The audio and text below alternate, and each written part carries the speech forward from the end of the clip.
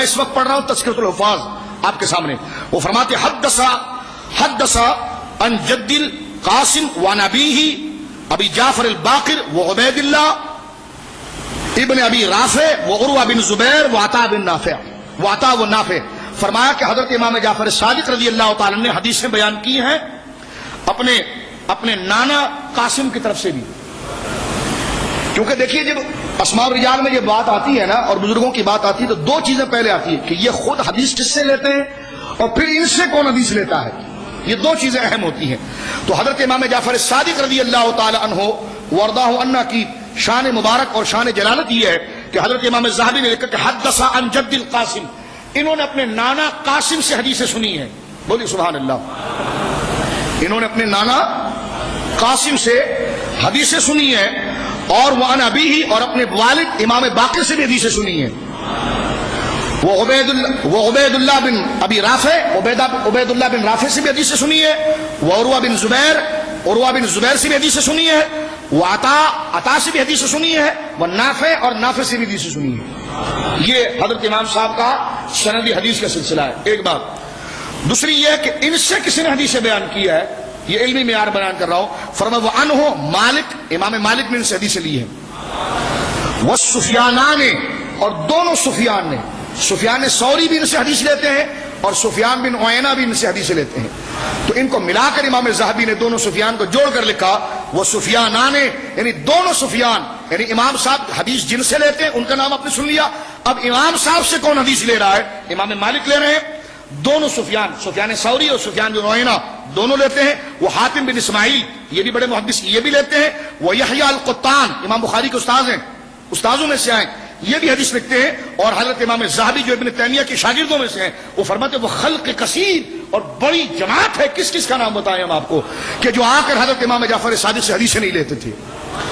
تو یہاں سے پتا چلا کہ حضرت امام جعفر صادق رضی اللہ تعالیٰ عنہ اتنے متبحر عالم تھے کہ خلق کثیر آپ سے روایت کرتا ہے. تو حضرت امام اعظم سے کسی نے پوچھا رضی اللہ تعالیٰ عنہ، فقط قال حسن بن زیاد، اور یہ روایت جو ہے وہ حضرت امام ذہبی نے سیرہ اعلام النبلاء میں نقل کی ہے جلد نمبر 6 میں کہ سمعت ابا حنیفہ، حضرت ابو حنیفہ سے یہ سنا گیا رضی اللہ تعالیٰ امام اعظم سے. ذرا سنیے اس بات کو. وسئل من افقہ من رأیتا، حضور آپ اتنے بڑے عالم ہیں. امام اعظم سے پوچھا کہ آپ اتنے بڑے عالم ہیں تو ذرا ایک بات تو آپ بتائیے کہ آپ نے کس کو سب سے بڑا فقیہ، بہت بڑا عالم آپ نے دیکھا تو مجھے یہ بتائیے. تو قال ما رأیت احدا افقہ من جعفر بن محمد. امام اعظم ابو حنیفہ نے فرمایا میں نے امام جعفر صادق سے بڑا کسی عالم کو نہیں دیکھا، ان سے بڑا افقہ میں نے کسی کو. اور طبقات حنفیہ کا میں حوالہ دے رہا تھا، حضرت امام ابو یوسف اس کے راوی ہیں.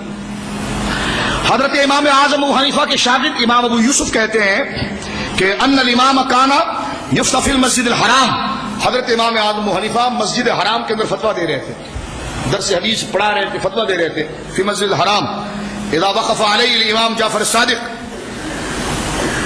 بن ابن امام محمد بن باقر رضی اللہ عنہما وعن آبائہم الکرام صلوات اللہ علی جدہ وعلیہ وعلی امہ رضی اللہ تعالی عنہن ورضی اللہ عنہم اجمعین.